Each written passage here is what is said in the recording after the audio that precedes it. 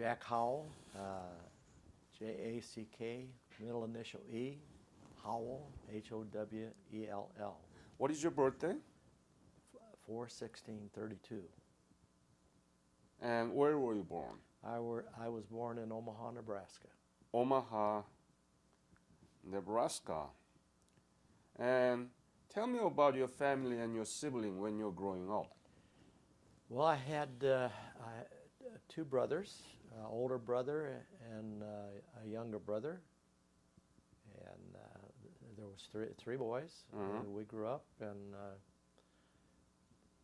usually in the summertime we spent the summer with our grandparents down on the farm, which was probably about 50 miles south of Omaha. So we had that experience of working on the farm, and other than that, I graduated from technical high school in 1950. Technical high school? Yes. What is it? Well, it was a high school. I took my printing is what I took. I was a printer when.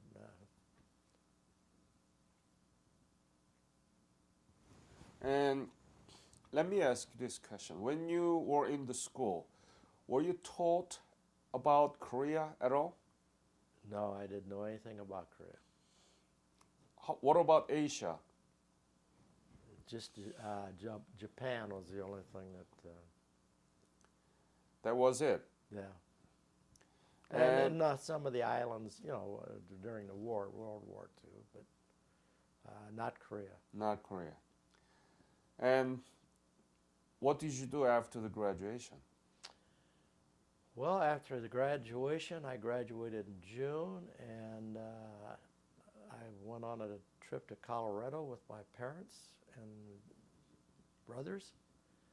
And August 4th of 1950, I was in a Marine Corps Reserve, and they activated us to go to Camp Pendleton for training. So you were in already reserve? Yes. Marine Corps Reserve? Yes. During your high school, right? Yes. Yeah. And then you were activated in when? August 4th, 1950. And how did you came to know about the breakout of the Korean War? Not till we got, well, you've seen it on radio and television, of course, but that was about all that I really knew about Korea. And when you were reactivated, you didn't go to basic military training camp, right? I didn't have boot camp. I went to Camp Pendleton. Right away? Right. I got there on the 14th of August, 1950.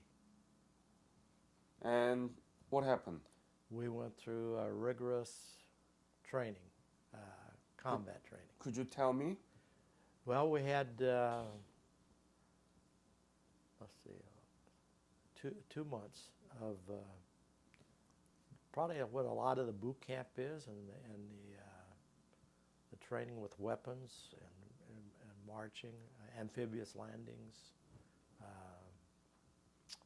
all of this special training you need to go into combat. And did you know that you were headed to Korea? No, we didn't. We kind of thought that, but we didn't know until we got out in the international waters. And then that's when they told us we was going to Japan, which we did. And we went to Yokohama, Japan, and then we went to Camp Kobe in Kobe, Japan. And we did some amphibious training, landings, and so forth. And I guess that's when it kind of really formed in our minds that we would be going to Korea. So until then, you haven't had any idea where you were headed? No. You never heard about the Korea that is going to be... We heard about, at that time, we did know the Korean War was going on, and but specific orders, we didn't get till we got on the ship again, and then we landed in Wonsan, North Korea. So before that, when did you leave for Japan from Pendleton or San Diego? San Diego, I left on October 10th, 1950. Yep. And then you went to Yokohama, Kobe. And then when did you leave for Korea? Well, let's see, a couple days. We landed in Korea on November 7th, Wonsan. Wonsan. And tell me about the morale at the time, the soldiers. They were headed to Korea. Yes. Were they kind of afraid or some sort of kind of heightened? Well, there was a few of them that were afraid. Personally, I wasn't afraid, but we didn't know what really we was getting into at 18 years old. It Yeah. was kind of just a different experience to when we landed there. Mm-hmm. Tell me about Wonsan. I had an interview with other chosen few veterans, and they said that they had to stay in the ocean because of the mines. That's right. So tell me about the details. Well, when we got ready to go in, they had to bring ships in there to check out for the mines. Mm-hmm. But and then when we did land, it wasn't really a battle right there at landing, because the fifth, I think it was the 5th Marines or the 7th Marines had already come through and taken over at Wonsan, Uh-huh. and then we landed, and then we did patrols around there to make sure it was secure, and we run into a lot of fire there on the patrols, which was our first taste of somebody shooting at you. And, By the way, what was your unit? I was in Baker Company, Mm-hmm. 1st Battalion, 1st Marine Division. Yeah. And what was your specialty? I was in machine guns. Infantry was. Was it heavy, right? Machine gun. Yeah, I seen one yesterday out of Camp Pendleton. It didn't look heavy yesterday, but it was pretty heavy when you had to carry the gun yourself. You know, With the ammunition? 30 caliber. 30 caliber. Mm-hmm. Could you describe the scene of Wonsan? How was it at the time? Did you see the people? How do they look? And what was the condition of the city and harbor and the people? The city, I don't recall even really seeing the downtown part of Wonsan. Just around the beach area is where we were set up, and I remember Chesty Puller, who was a regimental commander, greeted us and welcomed us there and give us a little pep talk.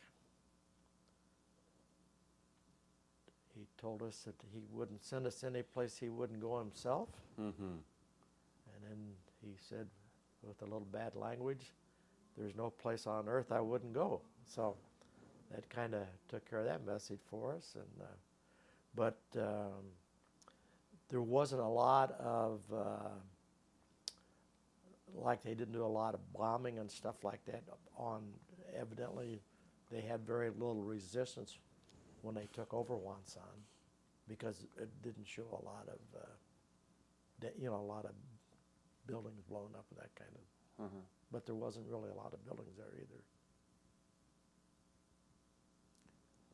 So you were under the leadership of Chesty Puller, Yes, the famous. the icon. I went to the Quantico Marine Corps Museum, and I saw his monument there. Yeah, Yeah. and he lived just south of there in Georgia. He's buried on their plantation down there. Hmm. So you remember him? Oh yes. And from Wonsan, where did you go? From Wonsan, we got on a flatbed train, and I remember it was very cold. And they had two 55-gallon drums on each end of the flatbed we was on to keep you warm. But, when it was loaded with people, you couldn't get close to the thing. And we went to Ham Hung by train.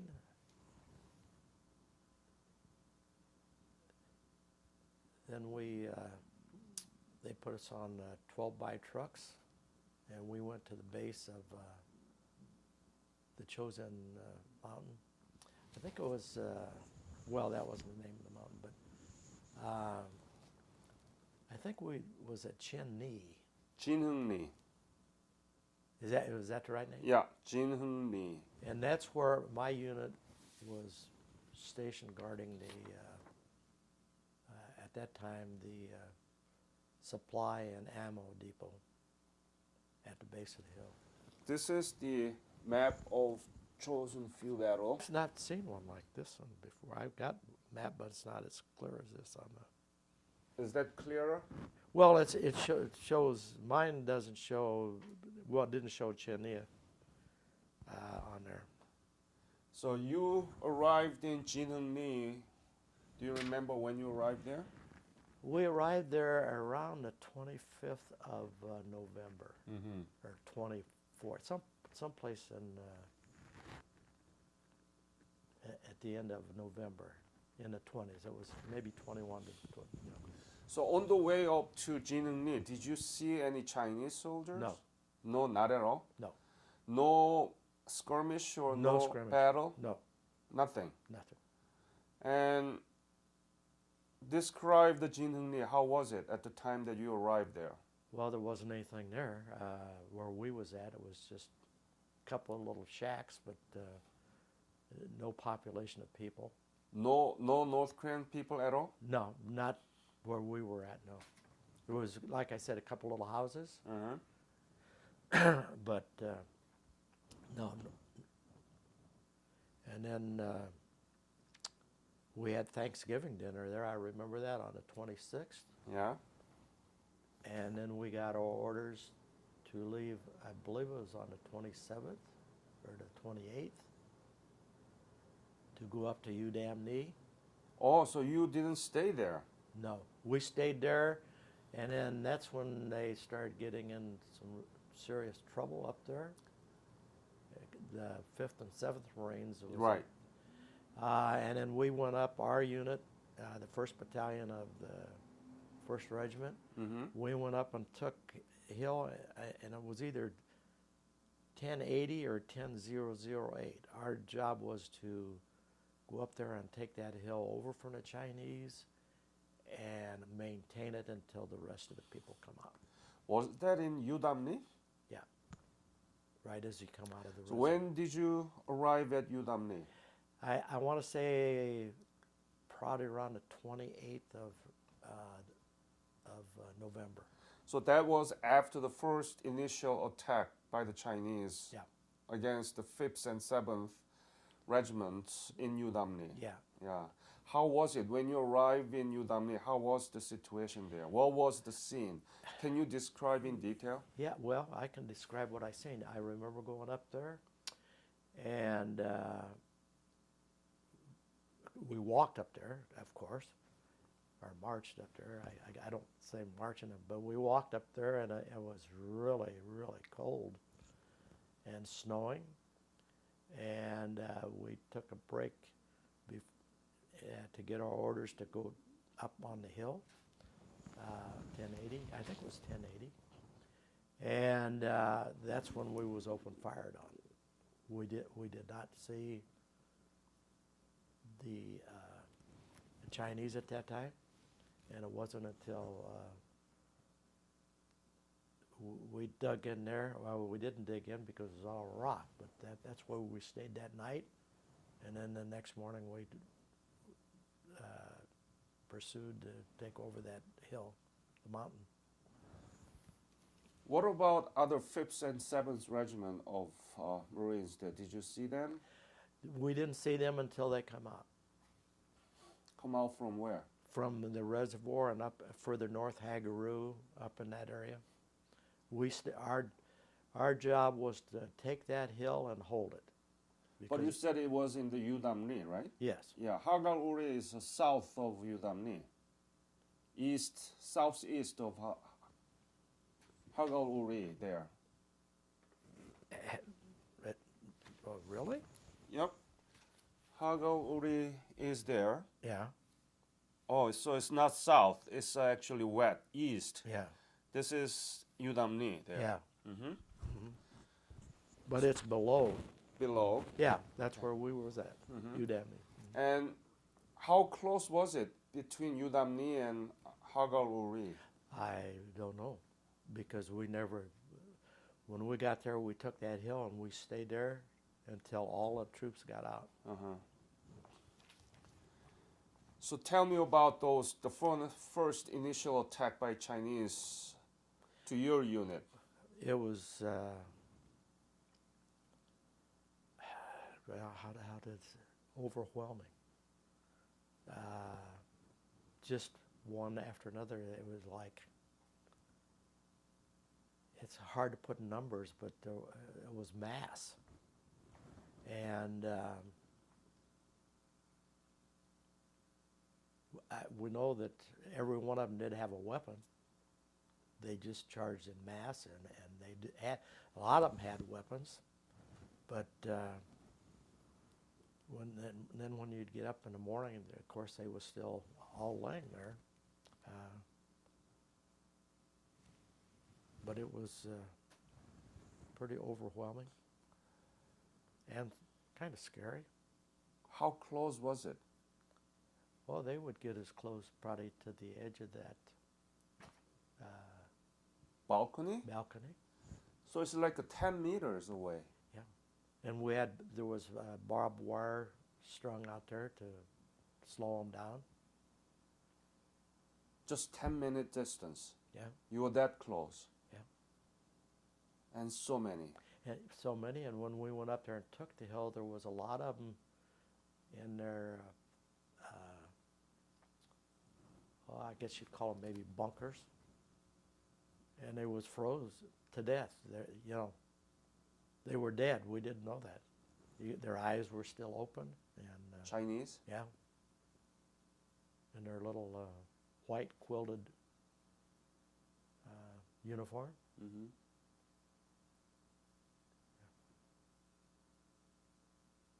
What were you thinking? I was in machine guns, and that thing, I was just thinking, I hope I don't burn the barrel up on this thing, And at times we thought we was never going to get out of there.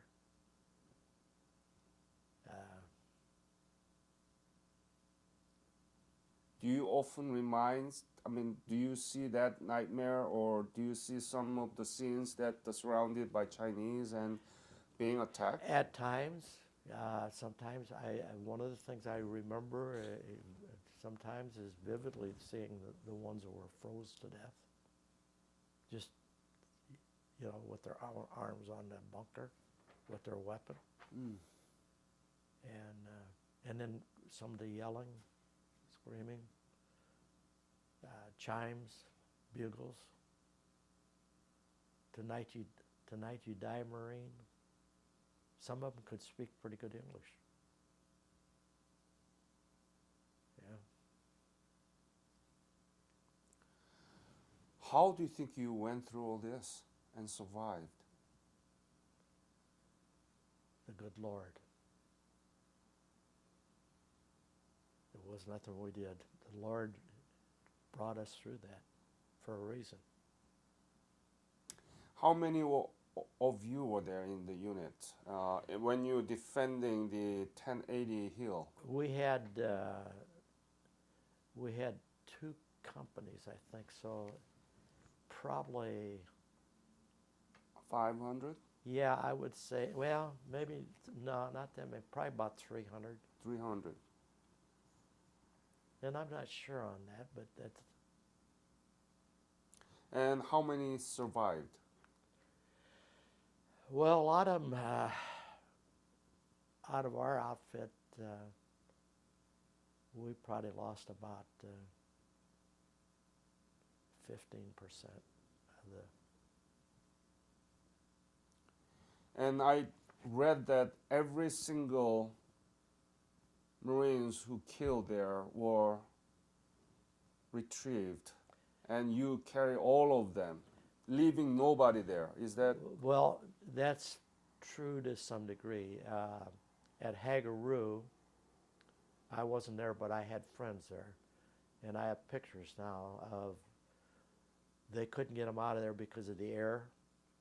Couldn't get them out because of trucks. Mm-hmm. So the ones, and I think it was the 5th or the 7th Marines, that they just bulldozed and had a mass grave there. Mm. And but the rest of them, yes, we took out on our trucks, and I have pictures of that at home to where they would just look like piled clear up to the top of the truck.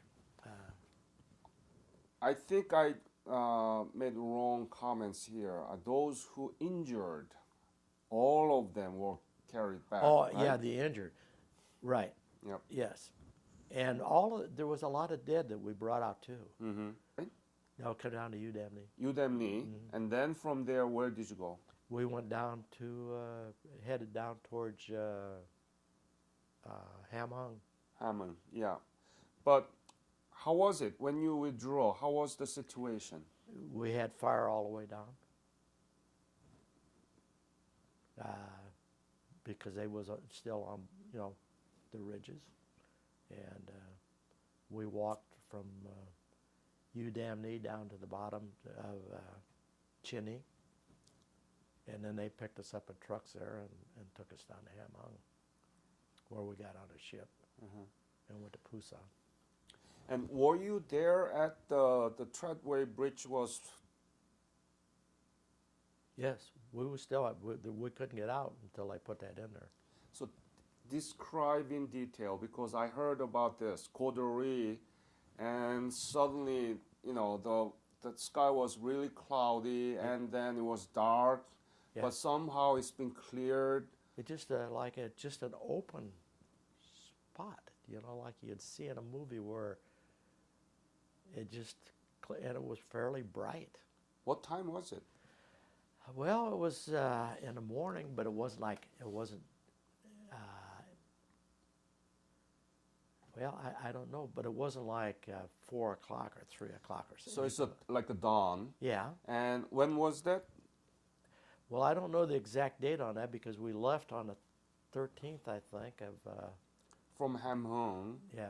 But you were there at the hill until when? Well, we started out of there on, I think, the 12th or the 13th of December.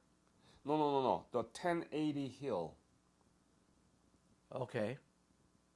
Well, we was on there until they got the bridge in, and then the troops come through, and then we followed up on.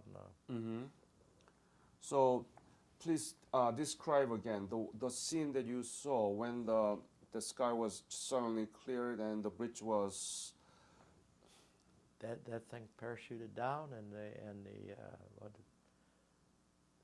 well, it wasn't the CBs, but the Army thing. They put that thing in place, and it was like a miracle. The way it fit, the way it was dropped in there.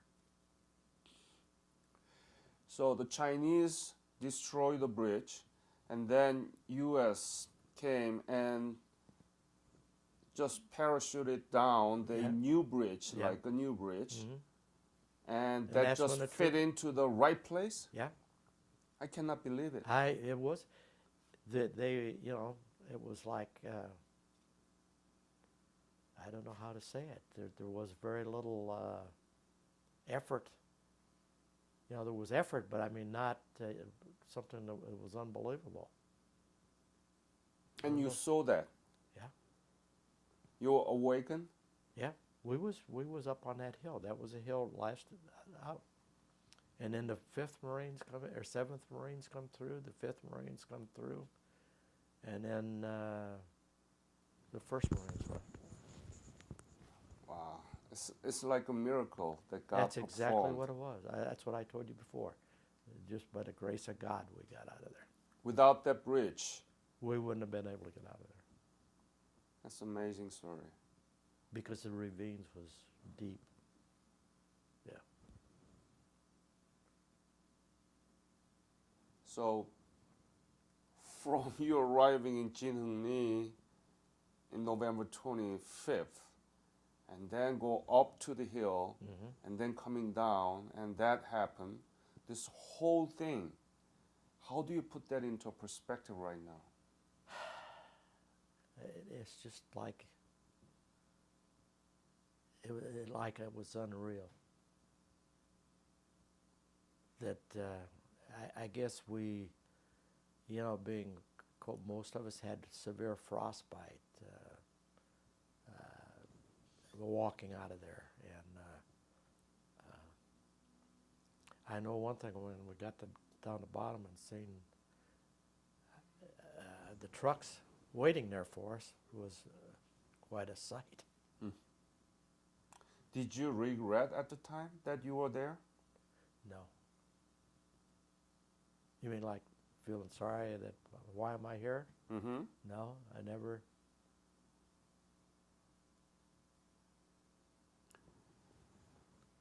I just know when we got down to Ham Hung and I went into, they had stages for different 5th Marines and so forth to see some of my friends, and found out several of them were killed up there. That was kind of a tough thing.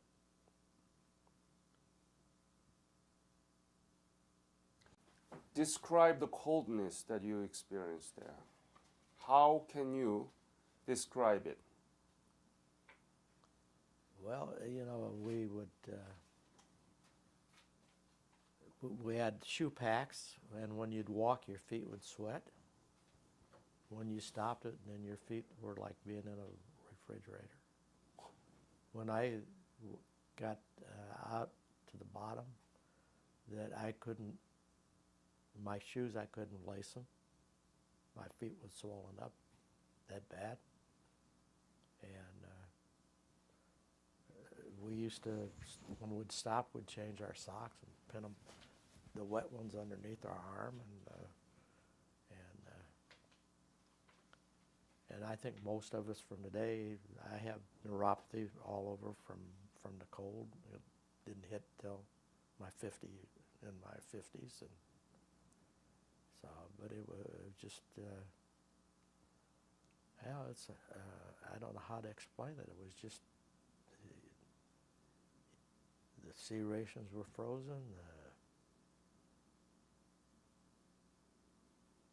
It was a tough thing. Why did it happen to you?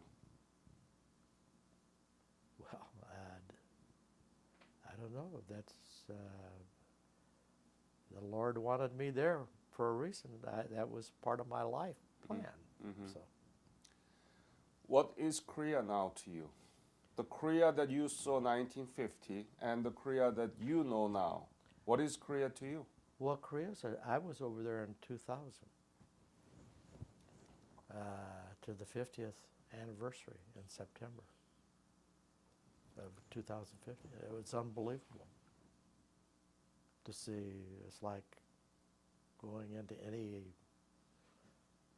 in a town like Seoul was just like a metropolitan area here in the U.S.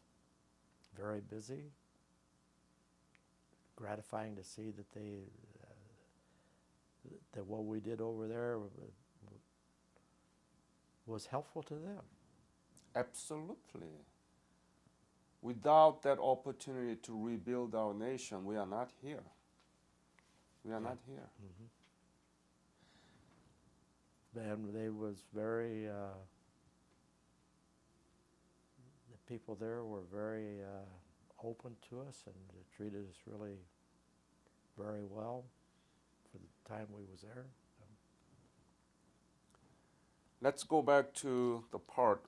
So you arrived in Hamhung and then Hungnam, and then you evacuated, right? We evacuated on ship and went down to Busan, Uh-huh.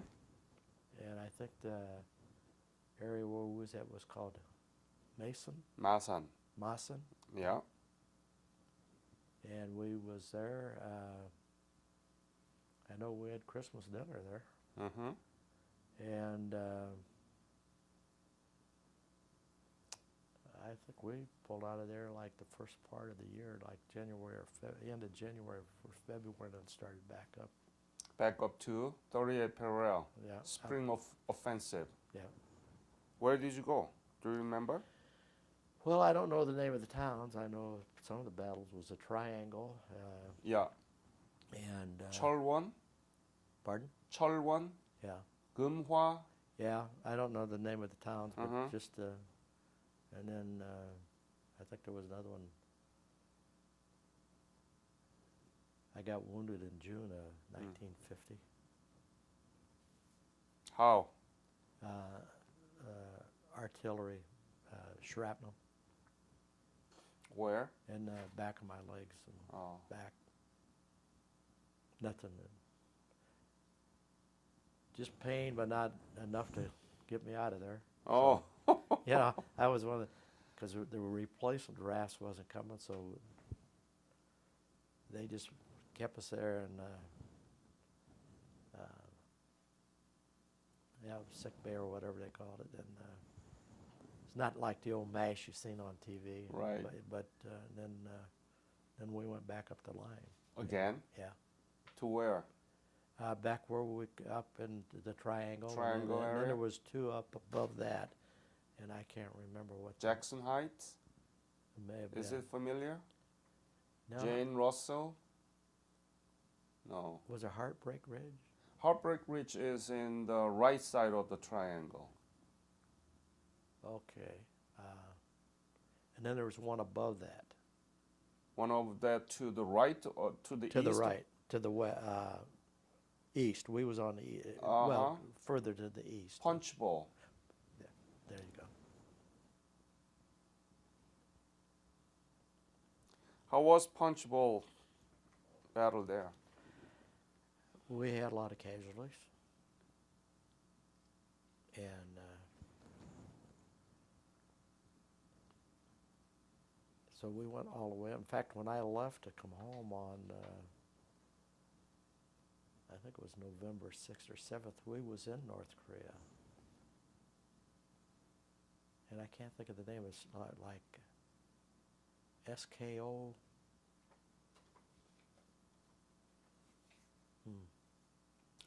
When did you leave Korea? 1951, 7 November. I was there just a year. You mentioned that you went to Korea through the revisit program, right? Yes. And you saw the Korea in 2000. Yes. So you have a very clear picture of before and after. Oh, yeah, very clear. When you left Korea, did you have any hope about the future of Korea? Be honest. Yes. It was very gratifying to see. No. When you left Korea in 1951. Oh, in 1950? 51 you left, Yeah. right? Did you think that the Korea would become like this today? No, I did not. I thought they would recover, but not to the degree that it was unbelievable. To see all, the Samsung and the Hyundai. We went through the Hyundai factory down in, was that around the Busan area someplace? The Hyundai car? Yep. Yeah. Ulsan. Yeah. I just would be glad to see it. It is a forgotten war, and it's good that people are being made aware of what went on over there, and how it is today. You know,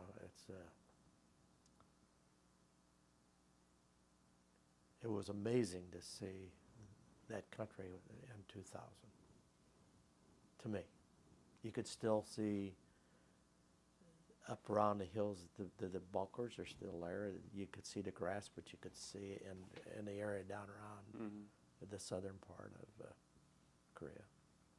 But still, we are still divided by this stupid ideology. Yeah, And we need to reunify those that would brothers and sisters. Yeah, that would be good. Yeah. But there's no interaction between North and South now? We have done some, but it's been closed again. Yeah. So it's very unfortunate. Yeah. Jack, you can go back to Korea again. Korean government will re-invite you again because you've been there in 2000. Yeah. So if you want to, let me know. Okay. All right? All right. Yeah. I want to thank you because some of you do not want to talk about it because I understand there was too much things. Yeah. But I think still you need to tell these things to your young generation. Yeah. Otherwise, it will be forgotten. You know? Well, I met a young man here from New York. He was here by himself. His father just passed away. And he came here to see, because he didn't know anything about what his dad done. So Jack, that's a sad. thank you so much again. Okay. Yep.